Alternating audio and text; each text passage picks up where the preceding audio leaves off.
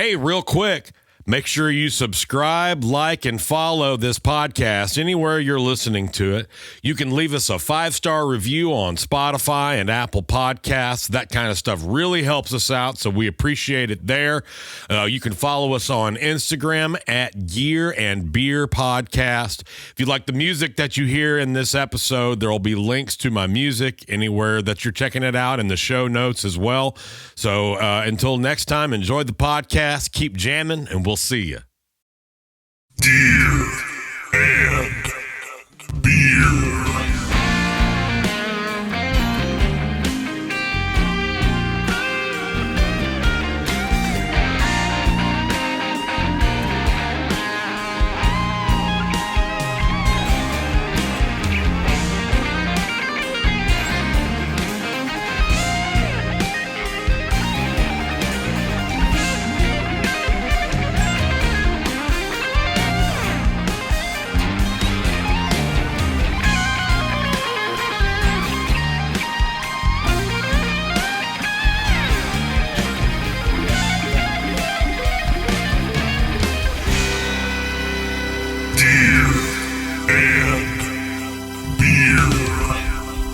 Welcome back to Gear and Beer. Is this episode 43 with Eric Gunderson of Charlotte, North Carolina. You might say he's the prime export of Charlotte, North Carolina. I would like to think so. Cheers. Thanks for coming, man. Thank you for having me. It's a long way around these lakes, as we discussed earlier. That seems to be a common topic of discussion on the show, actually, is the lakes and their prohibitive nature for efficient travel. It really is. If I was more proficient in using the lock system, I feel like I would be able to get from my area to yours a lot quicker. But unfortunately, I got rid of my boat also. So that makes it difficult. The lock system, I hadn't even considered that, but I used to live by Lock 2, which is no longer operational. Oh, really? Yeah, it's over by Opryland. But okay, well, this is Lock 3. Okay, well, that makes... This Lock 3 access is the next road over here. Well, I guess I could sense how close I was. Yes. You know, locks are not a normal topic of conversation. Welcome back to Gear and Beer and Locks. And I'm drinking water because I have no self-control. I am drinking liquid fizz, liquid white noise. And I do like Waterloo. I think it's a very tasty water. Cherry limeade is not a flavored water that I would have ever thought I would have been drinking. No, I do like a good Sonic cherry limeade slush, though. Those are good, and I couldn't tell you the last time I had one. Probably 20 years ago. It's been a couple years for me. I haven't been to Sonic in I don't know how long. I jokingly told my wife last night, "You want to go to Sonic?" And she looked at me like I was crazy. Yeah, it's I don't know. It's kind of hit or miss for me. I like Sonic sometimes if it's a slush, but if it's their fast food, I'm not really. A huge fan. Actually, their breakfast can be good if you're in a pinch and there's only a Sonic. For sure. We got Lynn McCarty twisting and tweaking over What's there, up, as usual. Forgot to mention him in the beginning. Twists and tweaks with the best of them. Yeah, man. He's just over there just adjusting and making adjustments. And he is the head adjuster tonight. That's true. My fingers are bleeding. Well, thank you. Them to the bone. Thank you for all of the efforts, and they do not go unnoticed. Thank you. It's very bloody. There's a lot of blood, but we'll get it cleaned up. We'll bring the dog down here. He hasn't eaten yet, so he'll smell blood and just end it for you just here tonight. I did threaten to eat him in the form of a taco earlier. He did. You know, deservedly so, I'm sure. He did. A total moron. Moron. Eric, you brought some beautiful guitars here. I believe. Have you played this Les Paul out with me? I haven't. I don't think. Okay. I just got it recently. I brought back another guitar that I had been borrowing from them, and she let me swap it out for this one. No, I think did you maybe had this? Maybe one of the last like, times. Yeah, Bluestone. Yeah, that's actually right. I did. I think that's the only show I've played it on, though. Okay, that's right. Because I remember that story that you had just swapped it out, so Yes. you brought it out. Okay, and I got a great J45 also.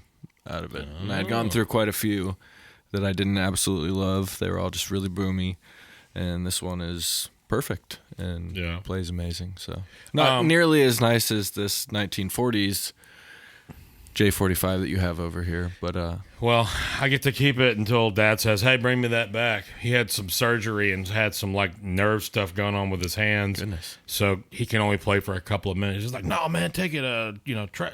Track with it or whatever." I'm not taking it out to gigs. I don't. Right. It's not there's no pickup, but it sounds incredible. It does, man. It's such amazing. It's just one of those instruments you pick it up and you're just like. It just kind of makes you feel a certain way or whatever that way is. Yeah, a lot of people say like instruments have character, and that one in particular, just the way it plays, the way it looks. I don't know. It sounds like it looks to me. I know exactly what you mean, and I agree wholeheartedly. So those are J45s that you're playing on the road? No, I actually on the road I play McPherson. That's what I thought. So you're tracking at the house. I'm tracking at the these? house with the J45 usually. Right I mean, I like the big warmth and bottom end of it. Totally. I think, and if it's a demo or a track that needs just that very simple acoustic and vocal treatment, I think those are just beautiful sounding guitars for that type of application. Sure. I've got all kinds of acoustics. Taylor's. Yeah, that's right. I can't believe I forgot. I knew you guys played because you both have McPherson, right? Yeah, we were endorsed by them probably 12 years ago now, and they took care of us for a really long time. And then the artist relations guy that we'd become really close with, he retired. Oh, right on. He actually moved down to Eagleville, Tennessee. I want to know where that is. I know where Mont Eagle is, but yeah, it's right down by Shelbyville. Kind of down south of 840 there. Okay. But he and his wife retired down there. But Middle Tennessee. Exactly. Yeah. It feels like you're really in the country out there, but it's still only about an hour from town. Yeah, that's not bad. That's not bad at all. But yeah, he took great care of us over there. I mean, and I don't know if you know much about McPherson, the guy that owns Matthews Archery, Matt McPherson. I don't even know. He makes like compound hunting bows. Oh, and they're okay.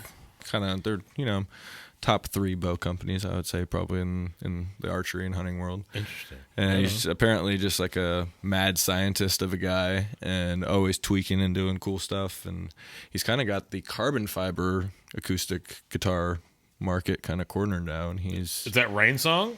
No, McPherson. Oh, okay. He's kind of perfected it. I don't know if I've seen one.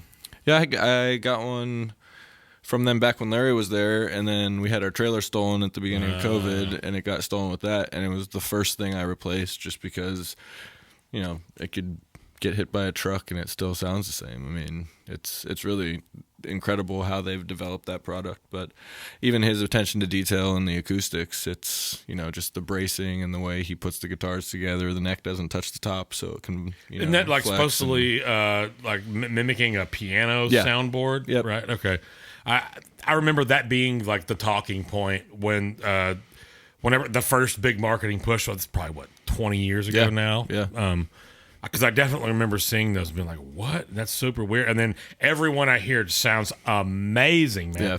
And I've seen guys with like a buddy of mine, actually, I think it was Steve, has one that somebody, he was playing with Neil McCoy, and somebody pulled it out of the trailer onto an outdoor stage in the morning in Canada. It was like 30 degrees. He said he opened it and just watched the top crackle and the finish and all kinds of shit.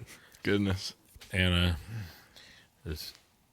I don't know what I would have done in that situation. I would have been very upset. But yeah, I have a Taylor like 916 CE, I think, and it was like from a specific batch. Is that the Grand Auditorium size? It's I think Grand Symphony. Grand Symphony. So it's kind of in between. Yeah.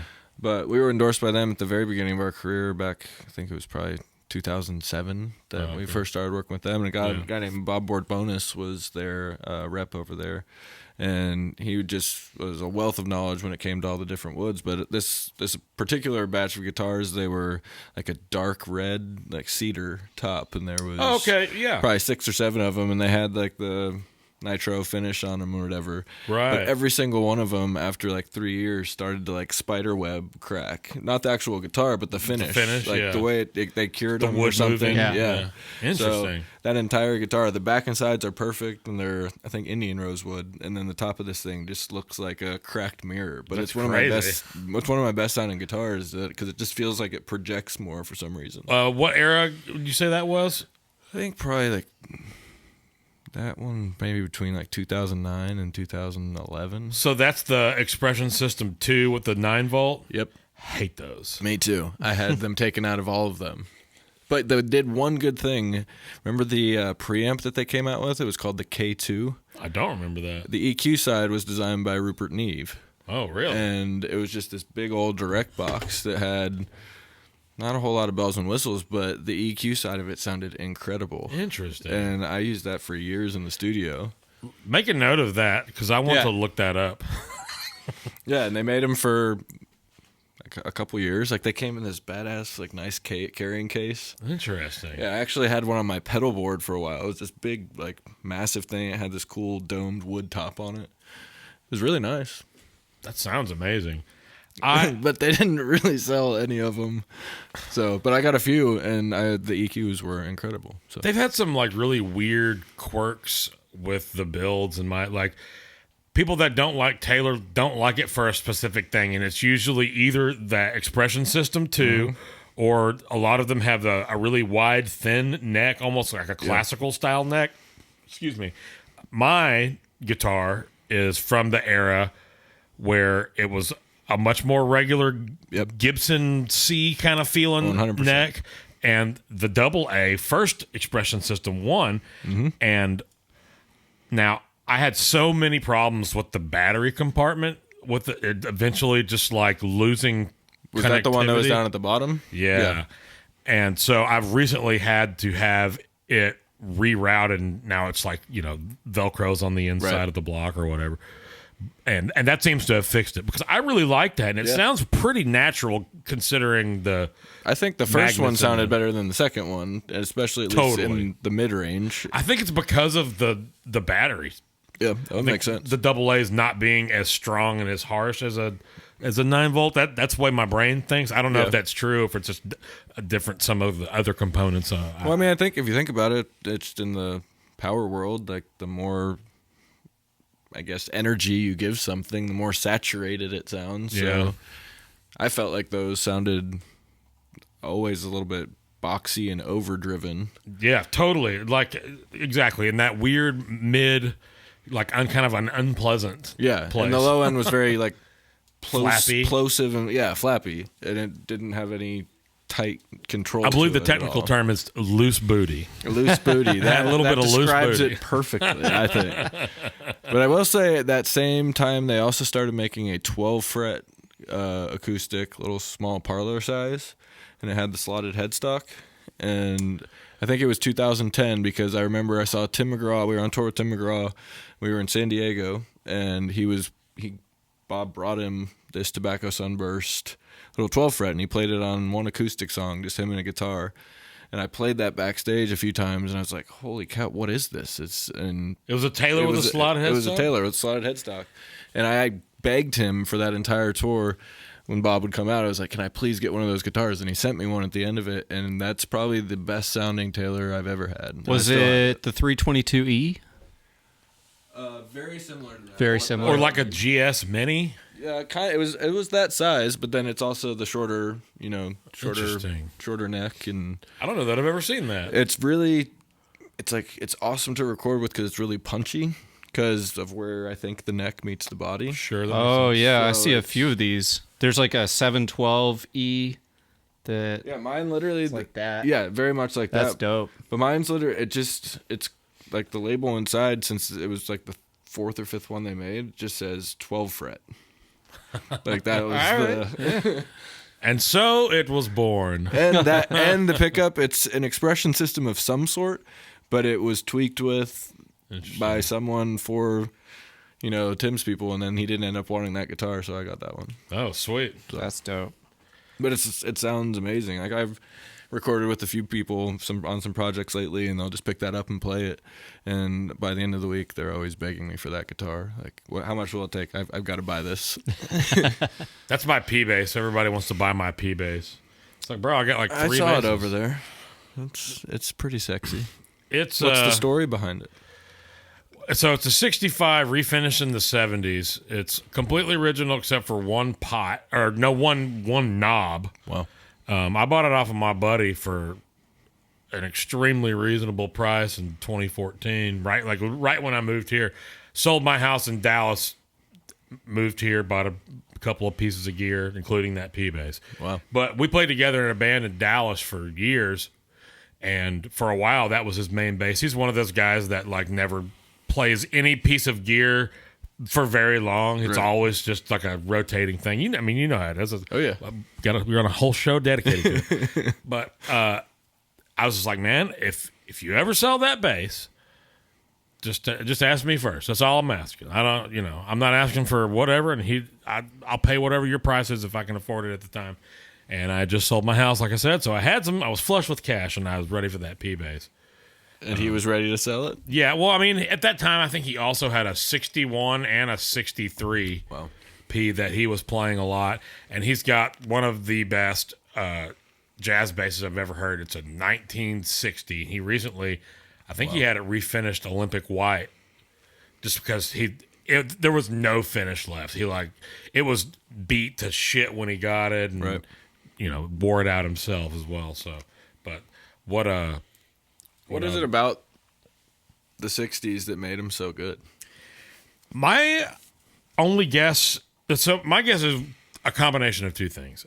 I think that the amount of time that's elapsed between the 60s and now, and I think it continues to be true with newer instruments, is the degradation of magnetism from the pickups sweetens the sound, and as well as the wood hardening and really melding to become the sound. And also I just think that the density of wood back then, what the stocks that they were using are completely different than the way that the wood that's grown today. And just right down to the different alloys of metal that are available, even if they're called the same thing. It's just as some of the parts keep changing, for sure. That's kind of what makes, new old stock such a racket. It's just like, well, it's not exactly the same, but it'll do. Right. And they charge you like it's kind of the same. Yeah, no, you're right. Yeah, I always find it interesting that when wood dries and the resin inside the wood kind of cures.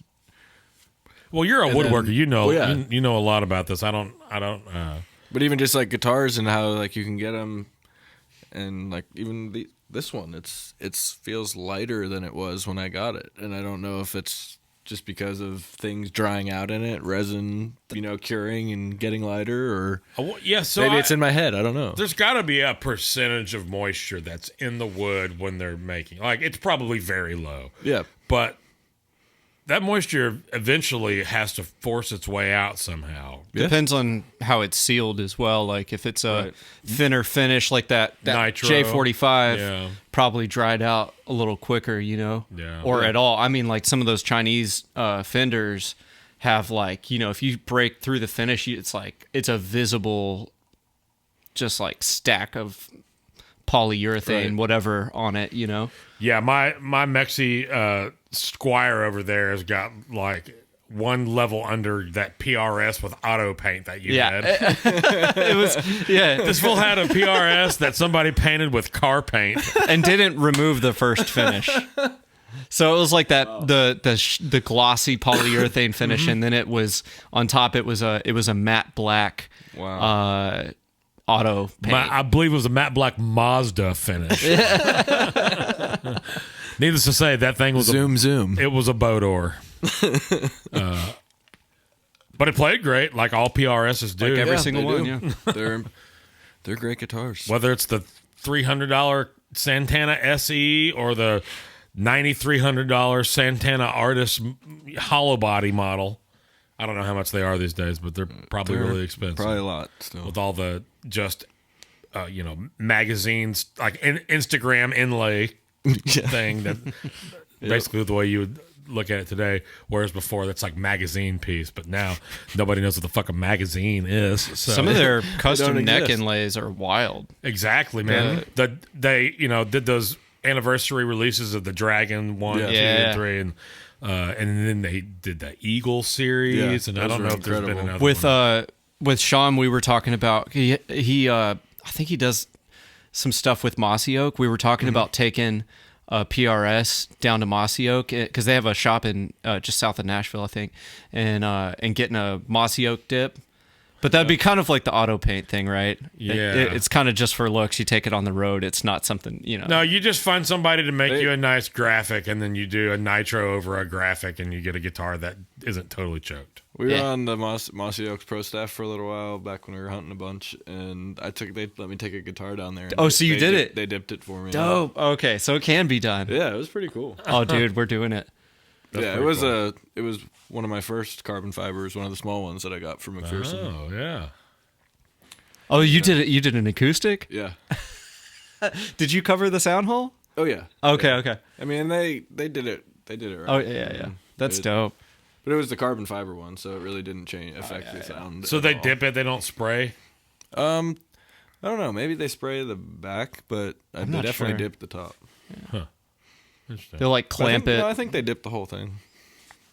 I'm assuming they do it like I don't even really know what we're talking about. Paint the top of water, basically, and then or whatever that is. It's kind of like if you like tie dye a shirt. And then they just drop it in there, and it adheres to the surface, and then I don't know. There's cool videos on it. I just learned how to pronounce adhere. I was saying adhere. A female for deer? like 35 years. A drop of golden sun. Yeah, like a dum-dum. That's pretty dummy. That's impressive. My wife called me out on Google Translate. My wife tried to call me out on Google Translate, and she goes, "That shouldn't like." She got owned. Yeah. She didn't get owned. She just had to be. They said it how you said it. So, what auto body shop did you have this dipped at? Well, I had this one. Actually, I did. Is the neck painted too? Yes. Oh, that's just like a piece of gold. And at the time, I had a couple other gold guitars, and I had a guitar with an acoustic. It was a Gibson with the gold top. I think it was a Hummingbird. Let me hold this for a second. And I just wanted to play all gold guitars, so I asked the kind people at PRS if they would make me a couple guitars in gold, and they gave me this one, and then it's one a of the chunky single neck, cut. man. Yep, that's the fattest PRS neck I think I've ever played. Is that to your specs? Yeah, I had a Strat that had a very similar neck to it, and brought it over to Mr. Herb Schuker when he was still their guy here in town, and oh yeah, he sent it off, and then that's what I got back. So is that inlay custom? Yeah, I think all the. Oh, cool. Theirs is really cool. They have like each one is a different kind of bird. Yeah. There's like I think 12th fret is like an owl or something. Yep. Yeah, and then the other one that they made, all the inlay is like it looks like brass. I'm not sure what it actually is, but it's really cool and has pearl around it. But it's really really dope. intricate. So it's like outlined in pearl. Yeah. Yeah. Oh man.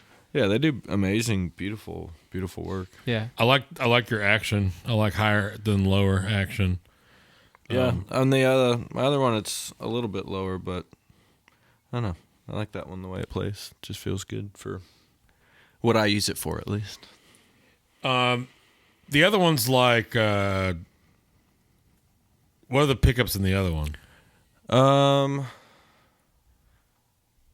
they P90s? No.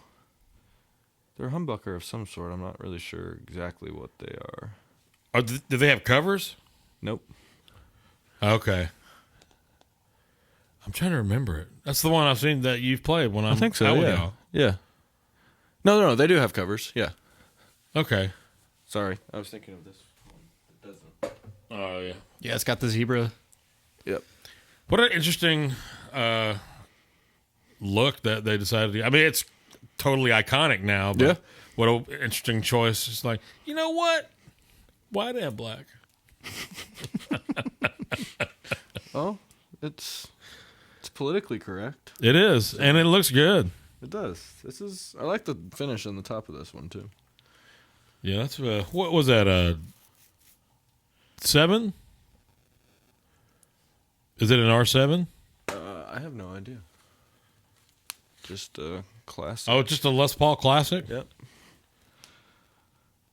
That's a really Which nice. is the finish. one that's like ported and lighter?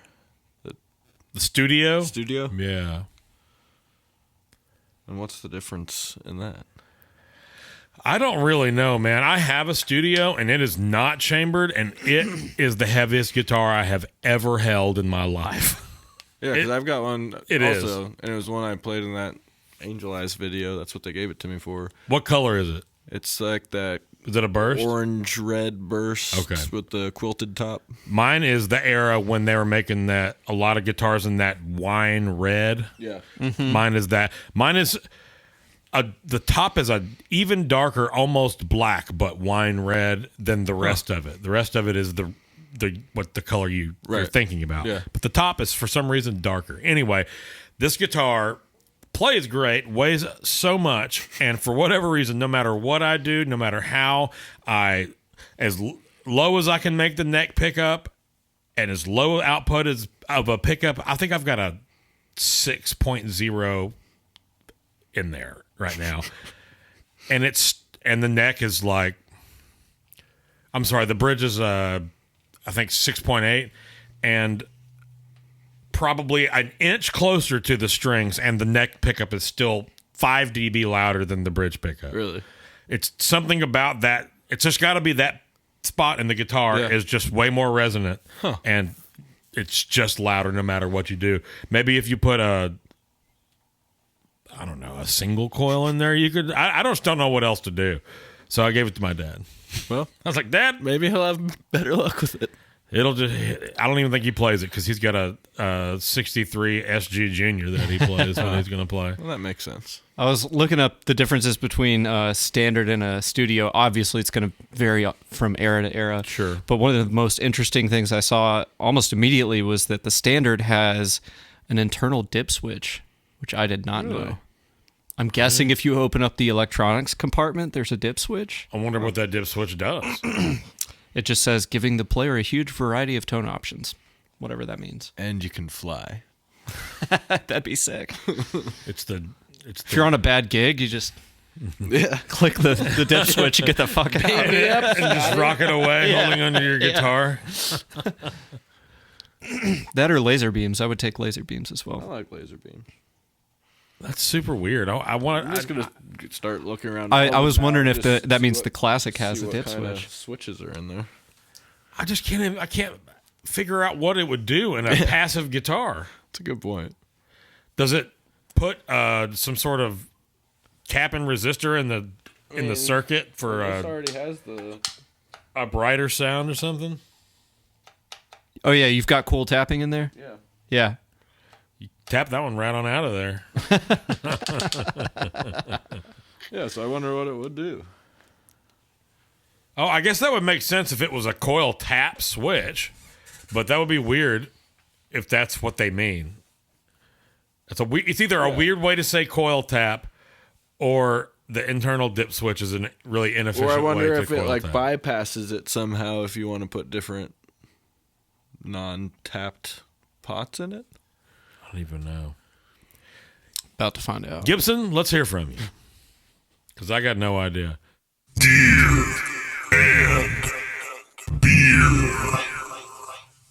It doesn't really feel like weird time.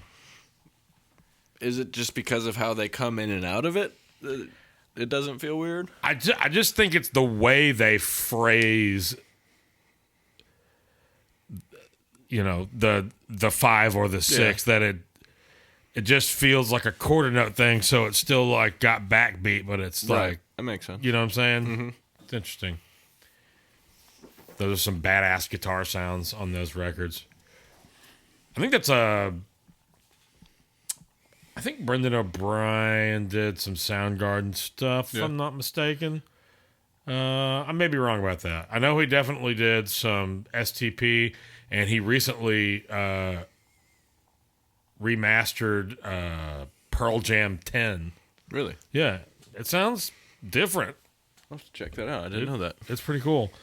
I don't know why that popped in my mind, but very interesting. What were we talking about? Oh, we were talking about the dip switch in that guitar. Did you figure it out? Not a clue. Okay.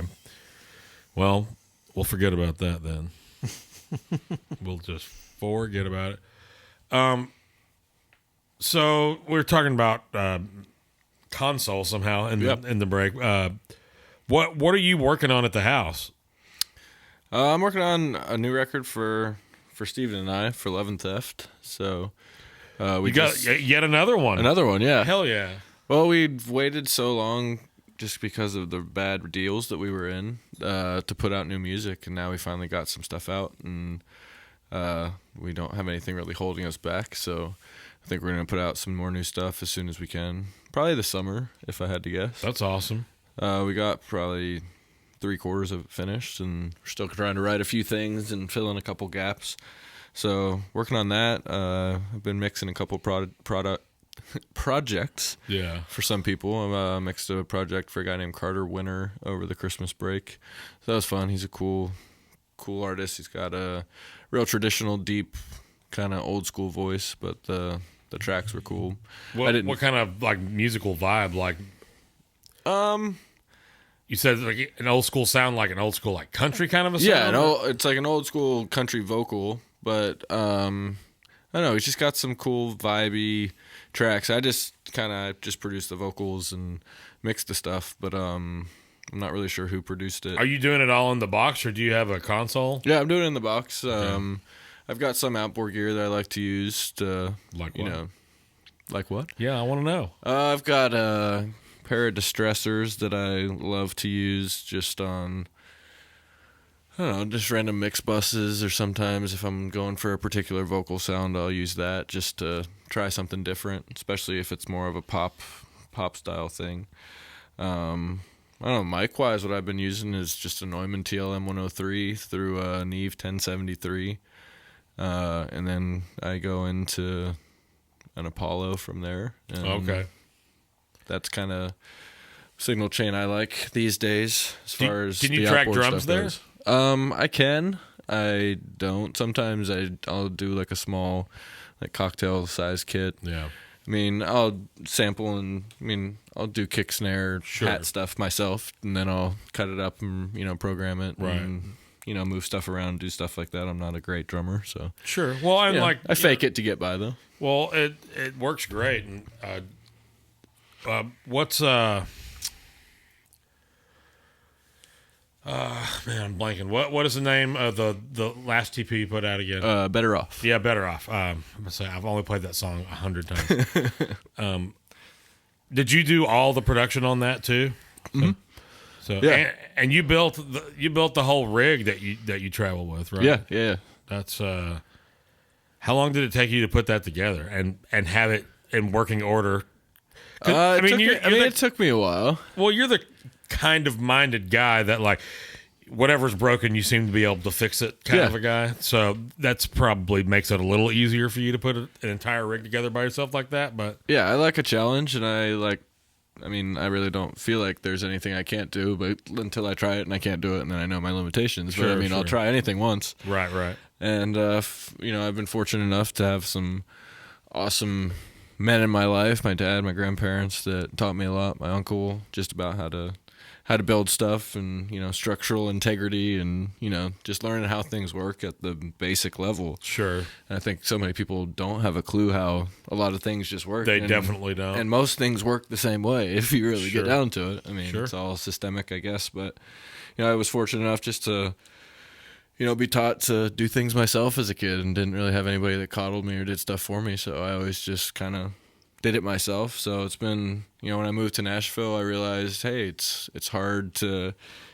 get affordable studio time. And I was fortunate enough to have a roommate whose dad was the CEO of Krispy Kreme Donuts at the time and part of the Morgan family. And he had a great studio in our house. So, he didn't really use it all that much, so I got to just work on his gear, and he had a bunch of, Neve copies as far as preamps goes, and he had some great monitors and some really good mics and some custom stuff that, I just got to tinker with for a few years. So that's definitely my best way to learn is just get in there and start doing stuff and literally turn knobs and see how it sounds. Yeah, and so many times it's like I had no clue how something worked, but I'd figure out a cool sound and, track something a certain way, and then years down the road, we're in the studio and playing a demo for, a big engineer with a big producer. And they're like, hey, how'd you get that sound? And it was weird that I could explain to, a Grammy award-winning producer how I got some sound on a piece of gear that he had worked with for years and never thought to use it that way. So, I think that's cool. And I think perspective. I mean, music is so subjective. We all hear it differently. I mean, I think that's the right word. That's at least how I see it. So I just find it interesting to pick other people's brains and try to envision how they're hearing something, knowing that I probably hear it very differently than they do. I've totally been in that headspace lately. Just like I'm just reading a lot about mixing and just engineering, and I'm a novice for sure, but I'm very into it. And so just thinking about like trying to hear things differently, hear the same thing differently. Yeah. You know what I mean? Like somebody else might see it.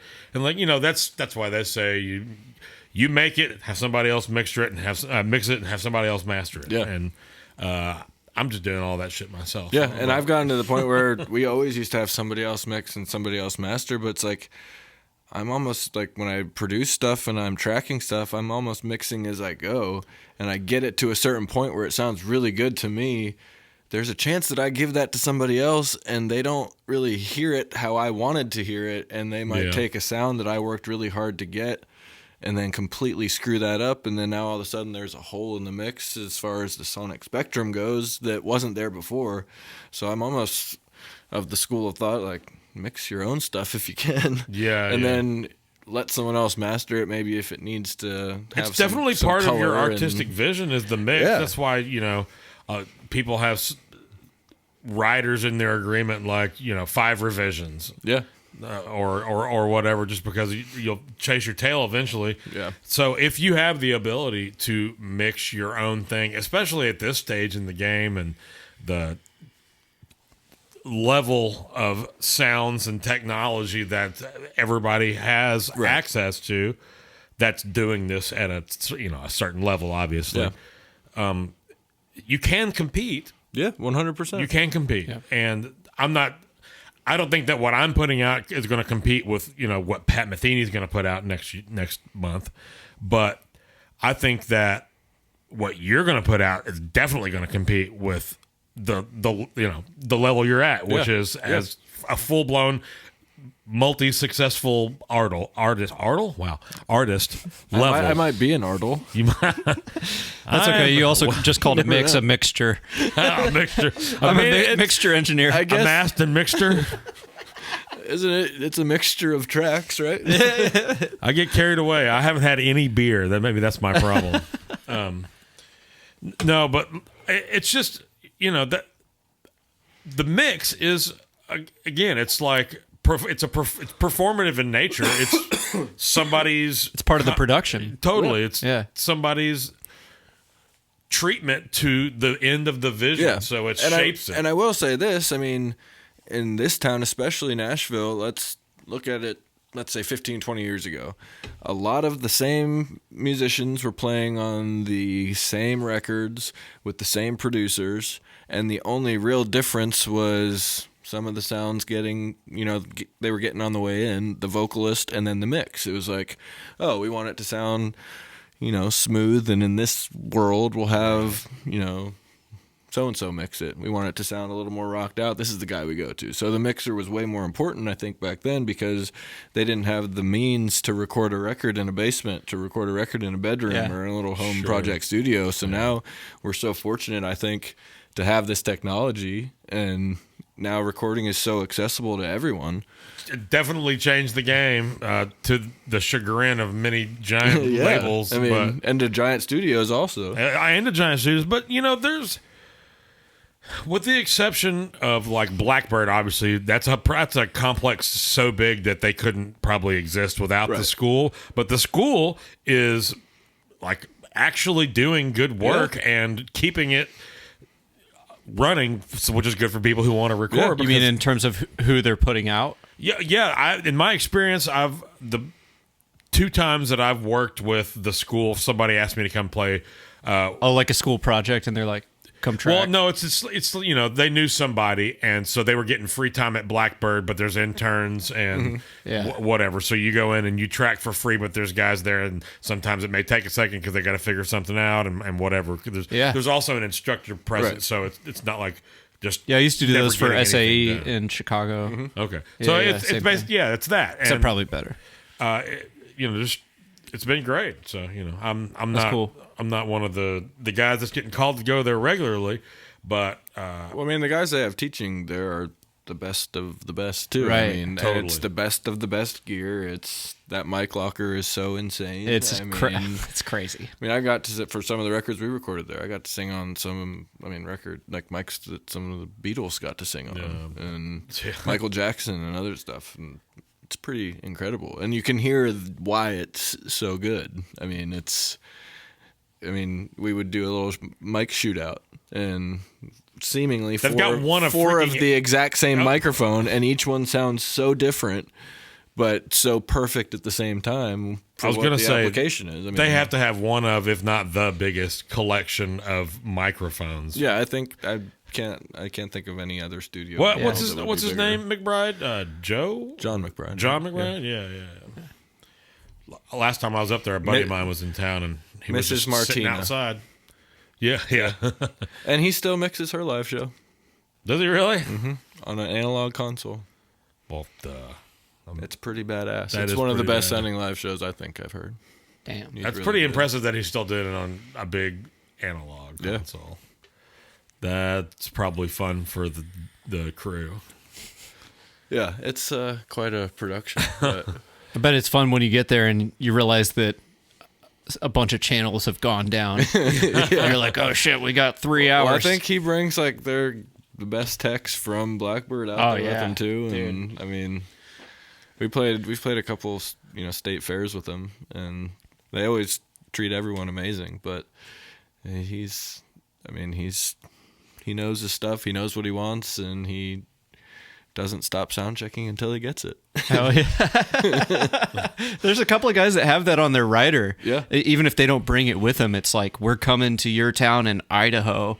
Like, we're going to need a SSL board. Who knows? Yep. Like, I don't even know what it is that they carry, but it's something very special. formidable. Yeah. I mean, he has the pick of whatever he wants. So, yeah, that's one of, I think. I love Ocean Way also, but I have not been to Ocean Way. Really? No. I haven't either. I think the room over, I think it's C, the mixing room that George Massenburg designed with like he used some algorithm. It's the room with all the wood spikes in it, I guess. And each one coordinates to a specific one behind it. Yeah, on the wall. yeah. That And there's like some algorithm, so no. Yeah, and we've had Ben Fowler mixed a couple of, I think the record we made for RCA, he mixed it in there. And I just remember sitting in the back listening to everything in that room. And like he made some kind of reverb chamber out in the lobby and was like calculating the delay time between the back wall and the speakers. It was crazy just how precise those guys can get with that stuff. And man, that's next level. But that room sounds unreal. Yeah, there's a bunch of really interesting design elements at play in Blackbird. And every tracking room is different. Right. I've tracked in A, and I did overdubs in C, and then I went recently my buddy was there tracking in D, and I went there. I really like D also. We got to do only one session in there, but it was probably the coolest session I've ever been a part of. When we were on Sony, got to record a version of Taking It to the Streets with the Doobie Brothers. Oh, yeah. And Michael McDonald came back for that song and for that project. Hell yeah. And so the record is me and Steven singing with Michael McDonald and the Doobie Brothers. But we got to record it in there with them, and I think Tommy Sims was playing bass, and Shannon Forrest played drums. And Hell yeah. it was one of the cooler things I've ever gotten to do. I just looked at Room C. That is wild. Isn't that crazy? It's a room of diffusers. Yeah. And he's also got, I'm going to link it. I forget what song it is. Maybe it's Thriller or something like that. I think it's a Michael Jackson thing, but he's got that room set up in 5.1 or 7.1 Dolby surround with the $1 million speakers. Right. And you can hear, maybe it's a Queen song, I'm not sure. But it's something where you just hear things all over the place, and it's just unreal. It's like his trick, like when someone comes to show in, it that's off. what he shows off. Yeah. Hey, will you blow that candle out? I just realized that it's freaking over here going. How Thank you, sir. How professional. Let's have the guests blow the candle out. Thank you, Eric. I love a good opportunity to blow. Haven't had a DUI in years, so stopped drinking 8 years ago and stopped getting DUIs. It's funny how that works. Save a lot of money. That's pretty funny. So when I first was playing with you, you were playing that Vox for the longest time. Then you switched to the Goldfinger, right? Yeah. Isn't that what it's a Bogner Goldfinger? Yep. Yeah. 90 or 45? 90, I believe. 90. That thing sounded awesome. It's my new favorite amp. You still been taking it? Yeah, I played it this past weekend, and the more I mess around with it, I've been recording it a lot, and I've learned a lot of little secrets about it, and I never realized how versatile of an amp it actually is. Yeah. I think you had told me that Tom Bukovac had been using one for a while, and yeah, he went through definitely a little stint where he's definitely where I heard of that amp. Yeah, it was Bukovac, and with guys like that, they're switching things out all the time anyway. But I feel like the last couple of pictures that I've seen of him with his session rig had that Bogner in there. Yeah. It's a great amp, and I had a Bogner Shiva. It was like a mid-90s model that I had played for years that I loved. I had played that Vox AC-15 for probably the first 3 years that we were out touring. I think it sounds good too, but that Bogner just kind of has, it's like wider. Yeah. So yeah, that's the word that comes to mind. Yeah, I don't know. It has just more. It has a prettier mid-range, I think, and it cuts through in a less obnoxious way than the AC-15 does. Sure. But I think I just liked it because it was a little workhorse for me. It Sure. never really required much maintenance, and That's every helpful. time I start to have issues with any of my Bogners, it's like the beginning of the end, and it just slowly just keeps happening over and over again. Like I had the whole head of that Shiva just rebuilt basically, and then within 6 months it started making the same weird crackling noise, and the weird soldered joints started to come loose again. So I don't know if weird it's how that running shit too hot or works? something. Yeah, Well, maybe that's something to be considered. there was an issue with the transformer at one point too. But I mean, you bring it out on the road and it's bouncing around in a trailer and gets dropped, and you don't see it get dropped, but you know it happens. I've definitely, I almost didn't notice it until it was too late, but one of the transformers in my matchless had almost like backed itself all the way off. Really? Yeah. And I was just like, how, I mean, that's riding in trailers will do that to you. Yep. But, Yeah, I started riding with a couple of them upside down just so the tubes wouldn't rattle loose. And it helped for a little while, and then opened up one day and the tubes shattered. And the matchless is the only amp that I've ever owned that has the little weird wire clamps that hold the thing. And they're like the dinkiest looking things I've ever seen. But they hold those tubes perfectly in there. It's like, I don't even know. It's like that really easily bent aluminum wire or whatever. Yeah. Except it's not that easy. Does it cut down on tube rattle? I don't have any trouble with tube rattle. The trouble with the mattress and It's closed back too, right? No. Is it ported? Mm-hmm. The trouble is it's got an EF86 circuit, and the EF86 tubes are just notorious for just going real quick, especially the ones from today. And the Electro Harmonix tube sounds fine. Mm-hmm. I've always said that I wanted to get a few vintage EF86 to run in there. Butler says that he thinks it would make a really nice tonal difference in the way my channel sounds. Which I recently had a Samson C30 in here too, and I took it to Justin Butler and got it totally back up to spec, and we A/B'd them, and they did sound just the tiniest bit difference, but I didn't pull glass and put and I'd get as got to get one in every episode. I didn't put it through the paces to make to see how exact it was. Right. It was really close, man. It was really close. It's interesting. It really is. And this particular one had originally come in a 112 cab that I still had, and had been put in that same enclosure, the modern head cab with the leather straps that always break. Mine's broken right now. As a matter of fact, that's only the fourth time that's happened to me in 12 years. It's a heavy one, is it? They are real heavy, man.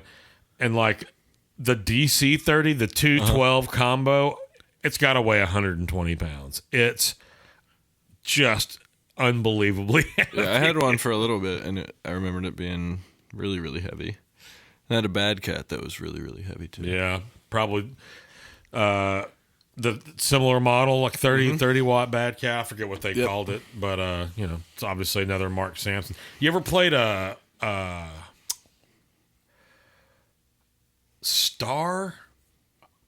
I think it's called Star was the company that he did for a little bit after Bad Cat. I don't think so. I had a buddy that had one. It was like a 112 combo, 40 watts or something. I forget what it was even supposed to be, but it was interesting sounding and really good sounding. Really freaking loud, as they always are. I love that Pro Reverb, and I'd play that thing out, but it's insanely loud. Yeah. It's 40 watts, and it's easily louder than my 50 watt Plexi. Really? Yes. Wow. Is it heavy like a twin? Yeah, it is. It's ceramic magnet speakers and big old transformers and dense, chassis from old wood, I suppose. But they sound so good, though. I've got the 67 twin over there that has never fully worked right. I'm gonna get it. I'm gonna get it fixed. I'm just gonna sell it because I don't ever use it. I've never used it. It's never worked right. I don't need a twin. Right. I just don't need one. I have a Pro Reverb that's already too loud. I don't need twice the wattage.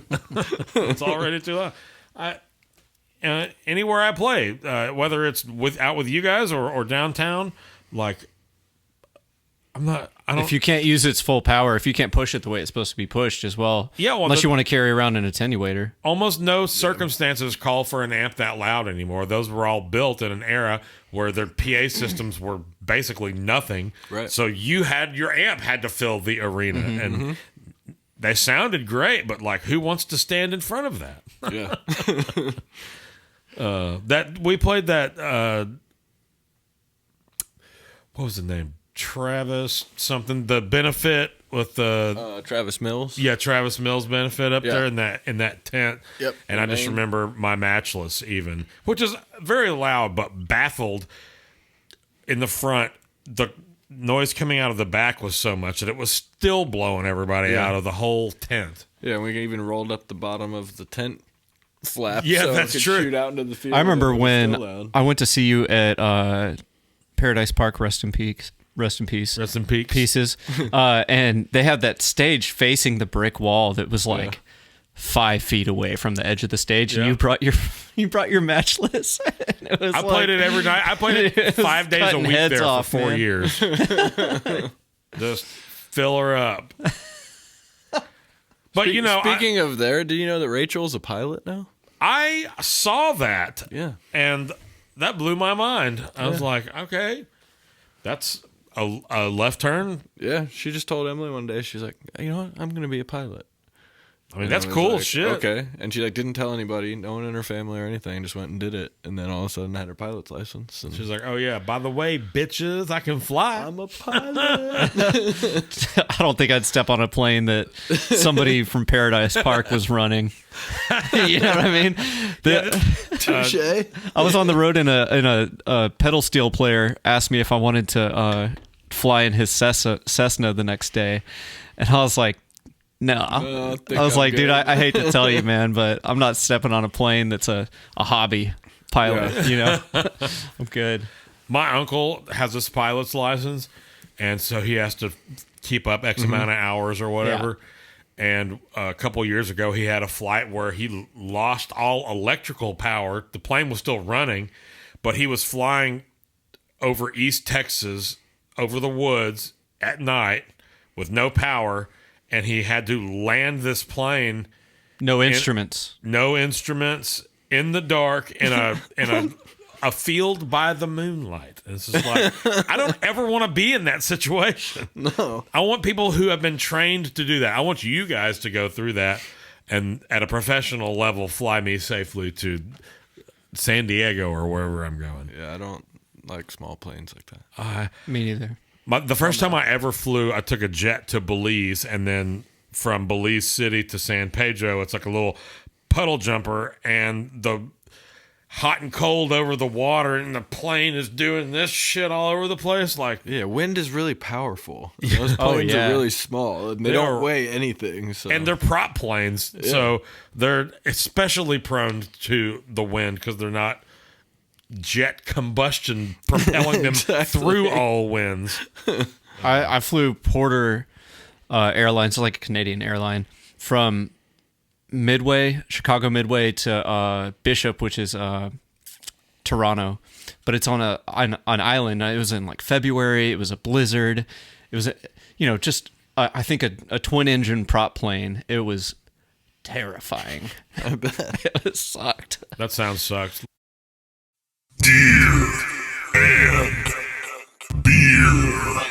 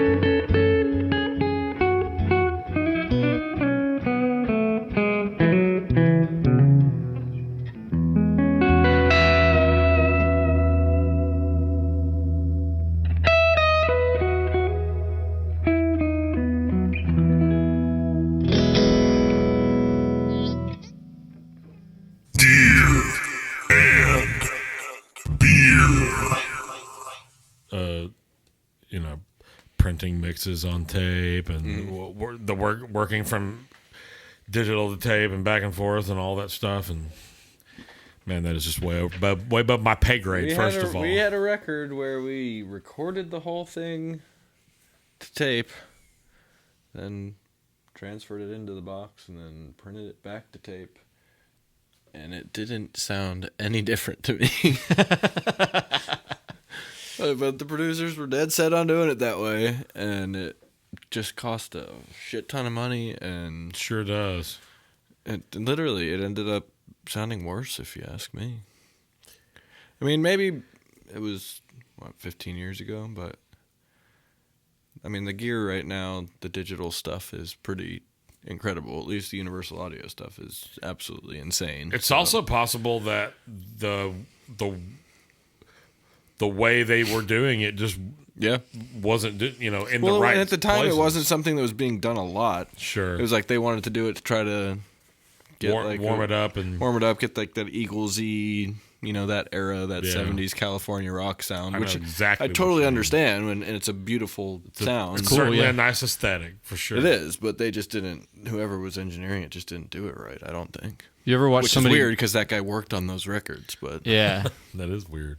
You ever watch somebody mix a record to tape? Mm-hmm. Like it's like a performance of a mix. He's like, you've got fucking 9 through 16, and here's your plots. And that makes so much more sense why there were mixed groups and everything else to have, like, you don't necessarily have to do it that way. Right. Anymore. This knob controls 3 of them. But yet there's still some of the old school guys that do it that way in the box too, which I like just because of the format and the flow of everything, and it makes sense, but you don't have to do it that way. Totally.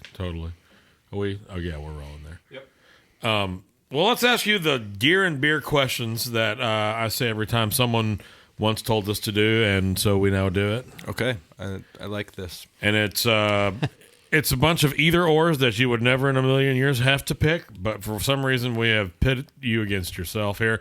And your first choice is Metallica or Megadeth. Metallica. Your second choice is Miles or Coltrane. Coltrane. Correct. David Lee Roth or Sammy Hagar. David Lee Roth. That's what everybody chooses. I think we've had one Van Hagar. Really? Yeah, and I love both, but I mean, given the breadth of work by the band during each singer, it's hard to argue against Lee Roth.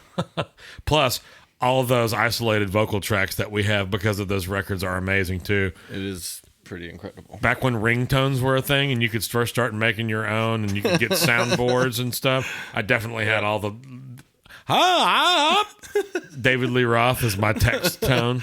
That's awesome. It's pretty stupid, but that's the kind of guy I am. I like that. Dolly or Reba? Dolly, for sure. I mean, I honestly think Dolly is, like, from the Opry and just all the pictures in her dressing room back there. I mean, she was one of, like, the prettiest country stars ever, I think. Oh, absolutely. I mean, just gorgeous.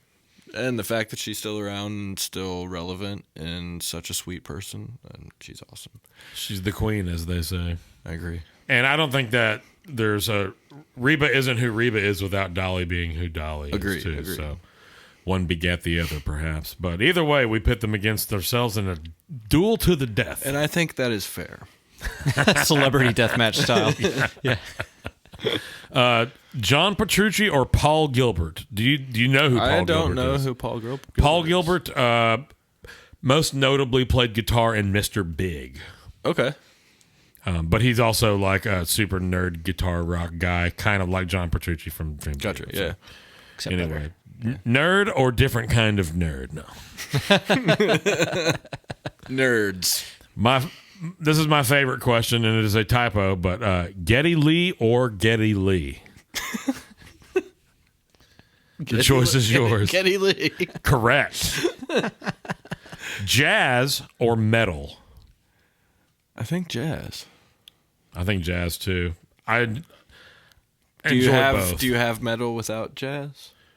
No, but one thing that you don't have with metal really is dynamics. Right. And you definitely get that with jazz. That's very true. So I like dynamics. There's a lot less 2,500 K in a jazz record. Yes. So and you can hear a lot more of it, and it's way more pleasing to the ear, I think. It's like a 10 or a 12 dB difference between you almost nobody even like mixes and masters stuff like that anymore. It's like no. Most people say 4 dB is about the maximum dynamic range of a mix, a modern mix. Jeez. Which is so crazy. Because you're competing with road noise and dishwashers and all that kind of shit.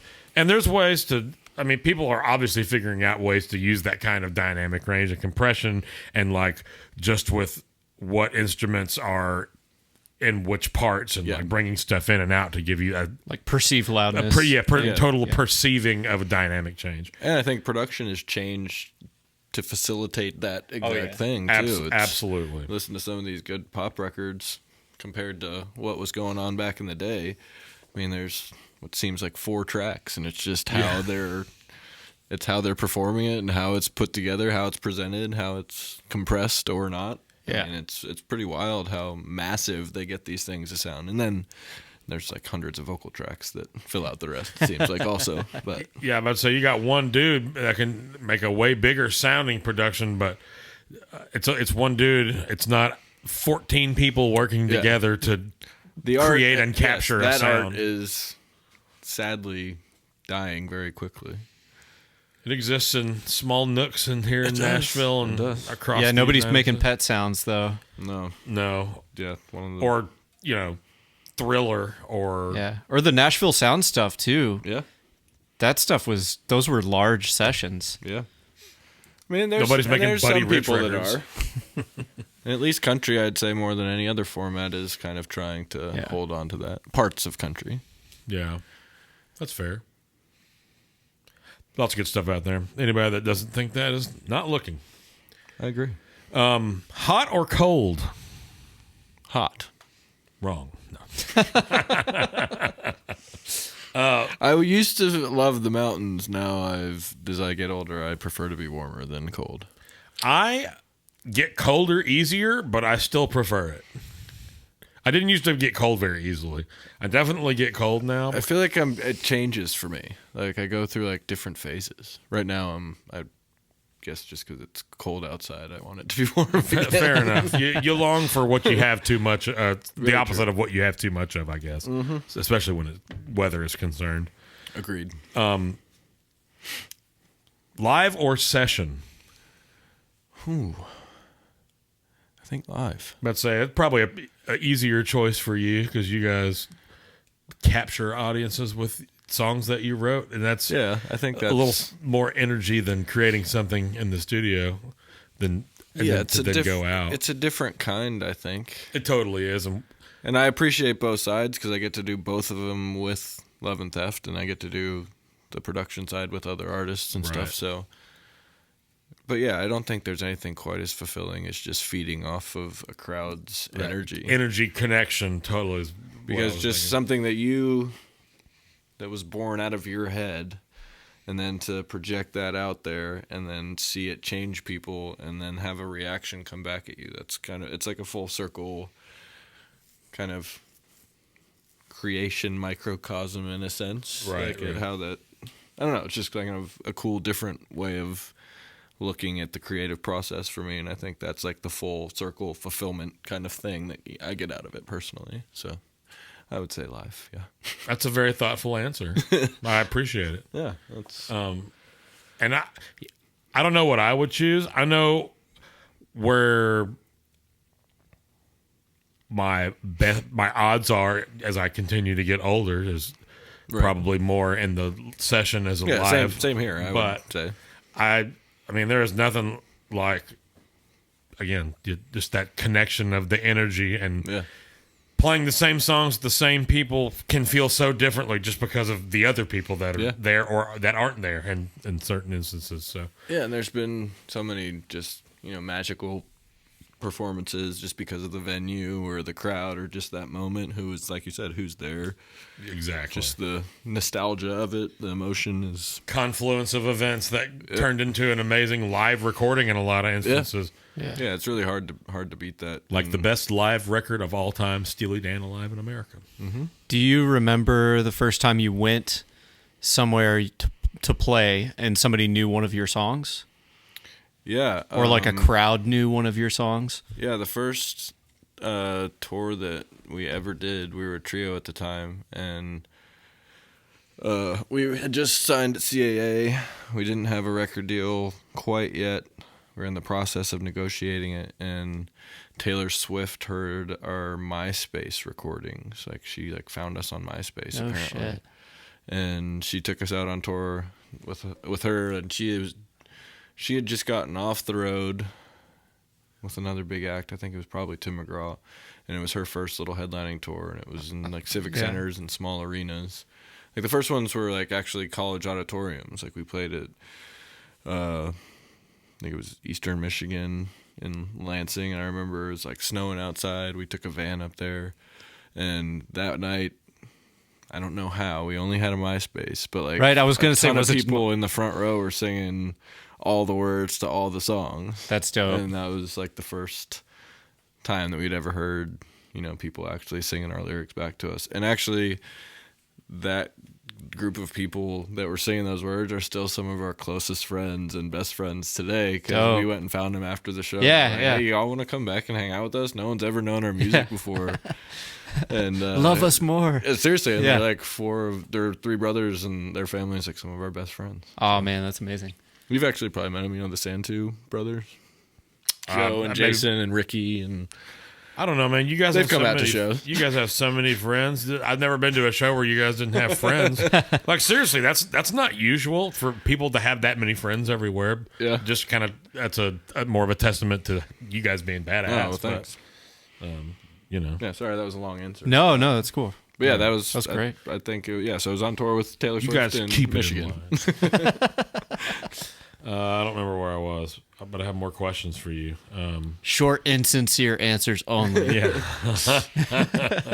Single coil or humbucker? I think I'm going to say single coil. I think that's the right answer. That's probably my answer anyway.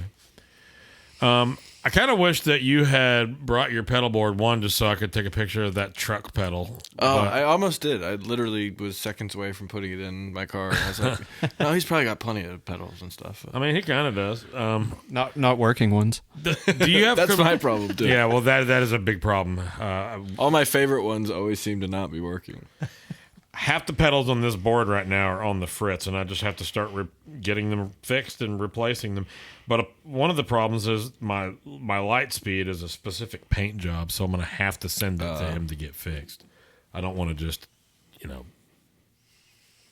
I don't know what the other option would be if it was a different color. So I guess it doesn't make any sense. Have you messed with any of the new Universal Audio pedals that they've come out with? No, but I am going to probably at least buy and try to like the 63 Ruby amp simulator. Yeah. I need a direct flight option. It's just, Corey brought them on here. Corey Congilio? Yeah, Corey Congilio. Yeah, he didn't have the amp sims, I didn't think. I thought he just had the You're right. maybe the amp sims I've had heard just like come 4 out. people use them now. Like James Otto used them during a round one night. Oh, really? A couple other buddies have used them, and The golden reverberator sounds amazing.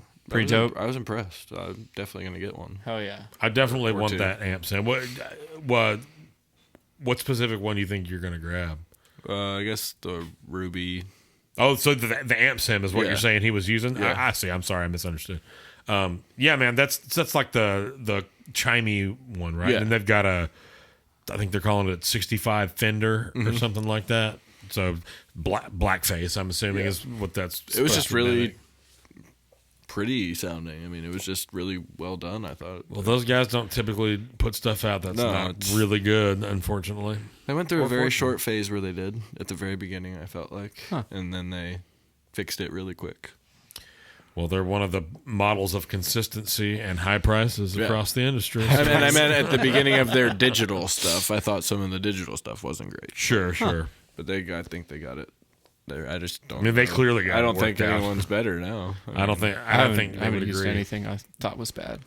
Their price point definitely would be indicative that Yeah. they agree with you. I mean, I guess some like the Burl stuff and some of the really high end converters and stuff. Like if that's what you're using it for, that's great. But just the workflow and the way the Apollo stuff works and how everything. Yeah, we were talking about console earlier, and Yeah, just it's just the way it's designed. It just is.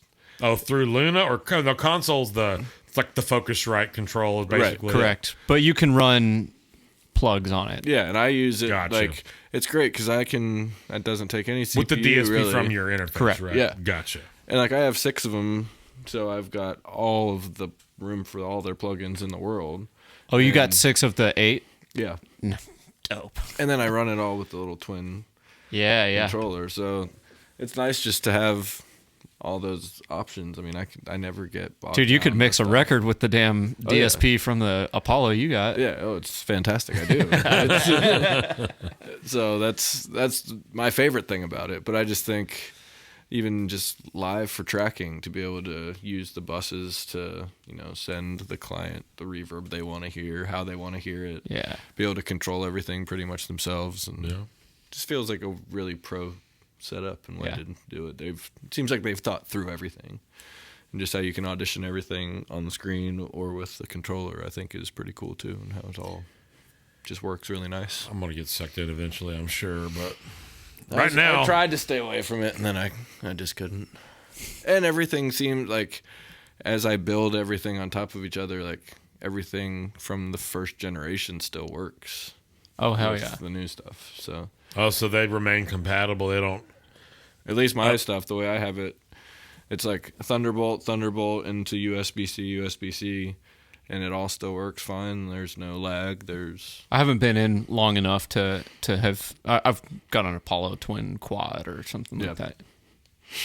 Yeah, I got 2 of the 8X, and then I've got 2 of the Black 8P, I guess they were. Okay. The from the second gen or whatever Duo or whatever. Yeah. Okay. And then I've got the silver ones. Yeah, 2 of the silver ones, 2 of the black ones, and then I've got 2 of the whatever the long ones are that I forget what they were called. I don't know. They had satellites and stuff too. Yeah, and I did one of those Sweetwater promotions where you got like a free satellite rack. Hell yeah. You ordered. Well worth it. Oh yeah, and then I returned one of them, but I still got to keep the satellite. So that was good. No, that sounds good. That sounds like a great loophole. I mean, it worked. I didn't feel bad doing it. So. Do you have electric compression on your board? No, I just used in the Helix, the HX stomp. Oh, that's right. I forgot you had that on there. But I was trying to. The more I use it lately, the less I like it. I don't know. There's like in the Legacy compressor section, there's like the LA compressor and then like the Slinky something. Those 2 sound good, but the rest of them are a little bit too. I don't know. They color too much of a color. The red compressor is like Jesus. Yeah, it's just way too much. I mean, maybe that works for like some weird like pop pump alt weird stuff and like going for a very specific sound, but put too much of any of them on there and they just really suck the life out of it and try to color it too much, I think. So they were kind of using like that Boss compressor is like a super specific color, and like the blue one, the CE one, or is that what it's called? CS1 or something like that. Yeah, I think it's what I've got one of those on my board at home in my studio because it's great for very specific like 80s-ish solos and stuff like that. I was just about to say 80s and 90s clean guitar for sure, especially Nashville clean guitar. Yeah, and I found like if you run that, with some of those weird like flangey, chorusy type things, you can get some cool sounds. Yeah, that way. Absolutely, you can. Bunch of classic tones that way too. Jazz or precision? I think I would have to go with the P bass, even though I currently have only jazz basses. But when I moved to Nashville, I had a really, really awesome P bass, and it got sold by someone that lived in my house that needed drug money. And I went to try to find it at the pawn shop, and I couldn't.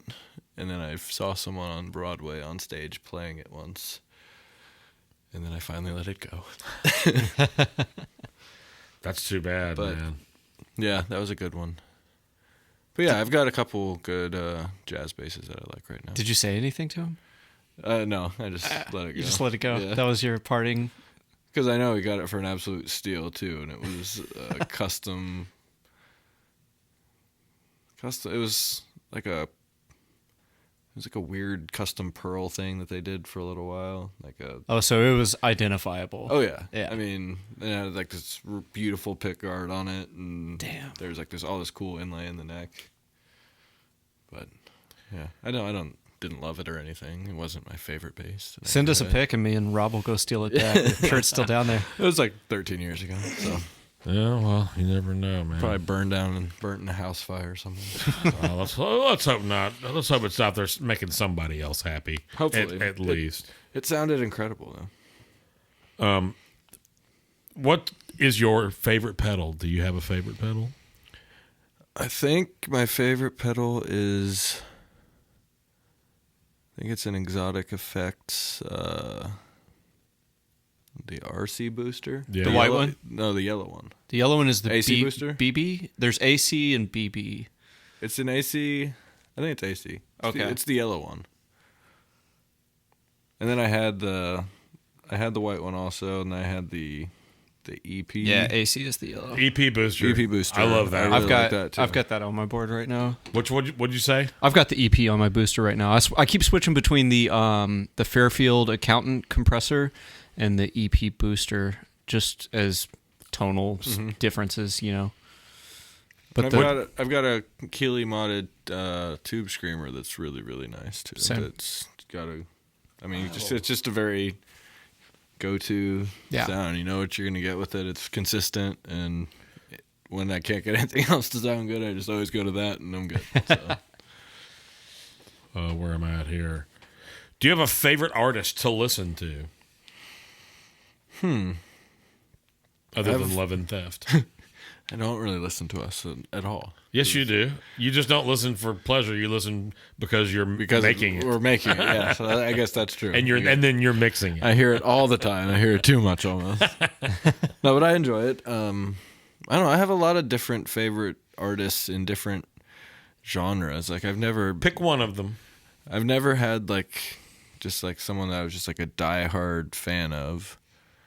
I will say the person I've probably seen in concert the most is John Mayer. That's a good one. Saw him for the first time in high school, my junior year. Then I saw him my senior year. And then when we made our second record in Nashville, actually the record we made with our first two producers, there's this drummer named Near Z, who I had seen play live with John Mayer. Yeah, with John. And I knew he played on that first record. So then he walks into our buddy Jeff Copeland's studio. I'm like, oh, holy cow, that's that guy. And he had that thick Israeli accent. Yeah. So I think I was just always intrigued with John Mayer and started following him ever from that. And then I was, got to write with David Ryan Harris a few times, who's his rhythm guitar player. And I think he's probably one of my biggest influence as far as someone I've watched play rhythm guitar and always aspired to have that kind of feel. And even just writing with him a couple times, just his pocket and the way he feels music is different than a lot of other people. And he's just like a musician's musician. He was such a student of the craft, and I guess you would have to be to play with someone like John Mayer. Sure. I mean, yeah. Just something unique about you. Yeah. Because he can pick anything and anyone that he wants. And he chooses, what's his name? David Ryan Harris? Yeah. DRH something. That's his Insta handle, if I'm not mistaken. Let's see. I'm going to cut it down to the last couple, and then we'll get you out of here before this thing cuts out. All right. So I want off the top of your head, no deliberation, pick 3 desert island records, and I'll link in the show notes. Just 3 of your favorite records that you would tell anybody. And that could be a different answer tomorrow. But for right now, I just want you to come out the dome. Wow.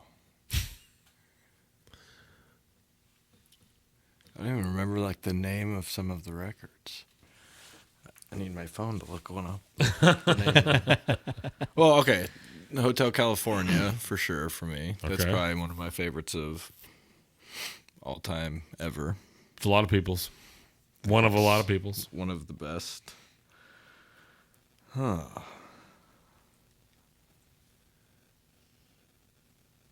There's got to be more. John Mayer record, you've seen him a bunch. Yeah, I would say Room for Squares is would probably be, that would be top 3 right now for me, probably. You could pick just about any one of his records and do right by me. There's not one of them that I don't like. Even the less critically successful acoustic records, Paradise Valley and whatever the other one is. Yeah, like Born and Raised. Born and Raised, that was great.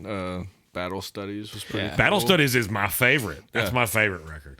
That's a very interesting aesthetic to that record. Yeah, I couldn't agree more. That's Assassin. I would actually put that one above Room for Squares. I think Room for Squares for me is just, I think I associate so much of college and high school with that. It was also a pretty game-changing record. It was. Burst him onto the scene.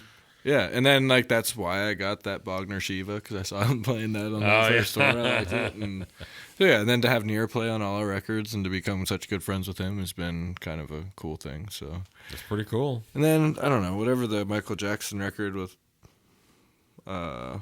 Thriller on it probably would. Yeah, the Thriller record, right? Thriller record, yeah. That's pretty iconic and one of sonically I think probably one of the best out. I mean, all of them were incredible, but yeah, I'd say those first three Off the Wall for me. Yeah, Off the Wall is definitely my favorite too. I just love that he's still holding on to a lot of that disco-y stuff from the Jackson 5 in that Off the Wall record. I mean that last song, Burn This Disco Out. Yeah. That song is a freaking killer. There's several. I think there's several Stevie Wonder co-writes on that record too. Really? Which is where a lot of that stuff comes from too. I mean, you've got Quincy. I think produced both of them. Mm-hmm. Actually, I have to change one of them. Okay. Because Hotel California and then Battle Studies and Thriller is what I got. James. Why am I having a sort of brain fart right now? Jackson Brown. Okay. He's like one of my all-time just favorite storytellers, and I can't really pick a favorite record, but I mean, I think Jackson Brown Greatest Hits compilation. What's the one with cocaine? My favorite Jackson Brown song, I don't know what record it's on, but oh shit, we're about to run out of time. The Pretender record, I think, is probably what Pretender? it was. I think. Let me see. Well, let's mark it. Let me ask you this final question. We got 1 minute left, and then we can fix it afterwards, and I'll link it in the show notes. So the last, you have to pick. This is the King's Court, and you have to pick between a host of kings as the one that you want. Okay. The choices are Albert, BB, Freddie, Earl, Carol, or King's X.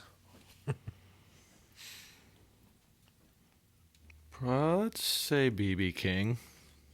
There's no wrong choices there. And anybody that wants to try to argue with me can kiss my butt. Maybe Earl King is the least strong. Yeah. He's like a New Orleans-y guitar player guy. Well, Eric. Can't really beat BB King or Carol King, I guess. I would like to see them fight to the death. I would also. I think let's. God, let's arrange that. I was gonna say, bring him back. I think Father Time did that. That's going to do it for me. Bring him back. I'd like to thank Eric for coming out here and doing this. Thanks again, man. And Lindon McCarty, Twisting and Tweaking. I'll link the most recent Love and Theft EP, and you can find the rest from there. You probably already know most of it anyway. So until next time, like, follow, subscribe, send money, send help, and we'll see you then. Bye. Okay, bye. Bye. Bye. Bye. Hey, thanks for listening to the Gear and Beer podcast. We would ask that you please be sure to tell your friends about the podcast. And if you haven't already, subscribe and follow our Instagram and YouTube channels, as well as liking and commenting on our posts. Are there guests you want to see on the podcast? Topics you want us to talk about, or pieces of gear? Let us know. All these kinds of things feed the algorithms in a positive way and help us gain more traction, whereby enabling us to continue to bring you ever-improving content and guests. Thanks again, Gearheads. We truly appreciate your support, and we'll see you back here soon for another episode of Gear and Beer.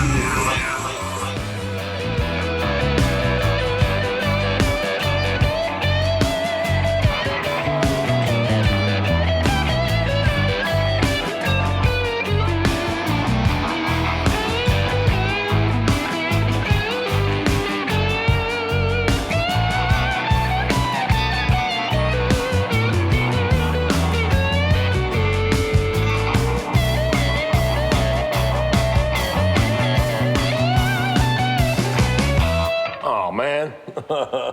Dear and